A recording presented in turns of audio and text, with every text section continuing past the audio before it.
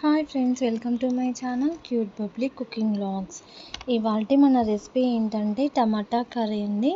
ఈ టమాటా కర్రీని చాలా రకాలుగా చేయొచ్చు, అందులో ఇది కూడా ఒకటి. ఈ కర్రీ చేయడానికి ముందుగా స్టవ్ పై ఒక గిన్నె పెట్టి నేను ఇక్కడ 4 స్పూన్ ఆయిల్ తీసుకుంటున్నానండి.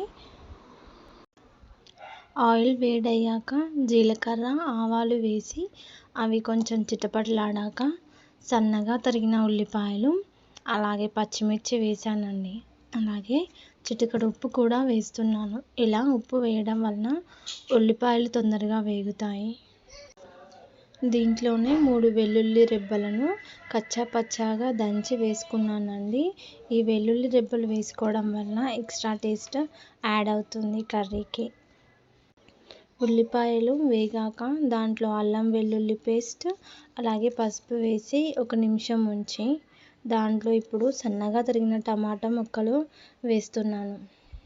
నాటు రకం టమాటాలు అయితే చాలా తొందరగా మగ్గుతాయండి, కానీ ఇప్పుడు వస్తున్న టమాటాలు చాలా మందంగా ఉంటుంది కదా దాని తోలు, అందుకే వీలైనంత సన్నగా తరుక్కుంటే త్వరగా మగ్గుతాయి. ఇప్పుడు గిన్నెపై మూత పెట్టి స్టవ్ సిమ్లోనే ఉంచి మధ్య మధ్యలో కలుపుతూనే ఉండండి.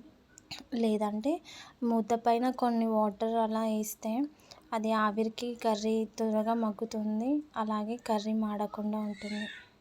టమాటాలు మగ్గిన తర్వాత 2 స్పూన్ల కారం, 1 స్పూన్ ఉప్పు వేసుకున్నానండి. అలాగే ఒక 5 నిమిషాలు ఉంచిన తర్వాత దాంట్లో నేను కొద్దిగా కొబ్బరి పొడిని వేసుకుంటున్నాను. అలాగే దాంట్లో వీడియోలో చూపించిన విధంగా చికెన్ మసాలా వేసుకుంటున్నానండి. చికెన్ మసాలా వేసుకోవడం వల్ల కర్రీ చాలా అంటే చాలా బాగుంటుంది, ఒక డిఫరెంట్ టేస్ట్ ఉంటుంది. మీరు కూడా తప్పకుండా ట్రై చేయండి. ఫైనల్లీ కర్రీలో కొద్దిగా కొత్తిమీర వేసి 1 నిమిషం ఉంచి సర్వ్ చేసుకోండి. కర్రీ చాలా బాగుంటుంది, ట్రై చేయండి. ఈ వీడియో కనుక మీకు నచ్చినట్లయితే లైక్ చేయండి, షేర్ చేయండి, సబ్స్క్రైబ్ చేయండి.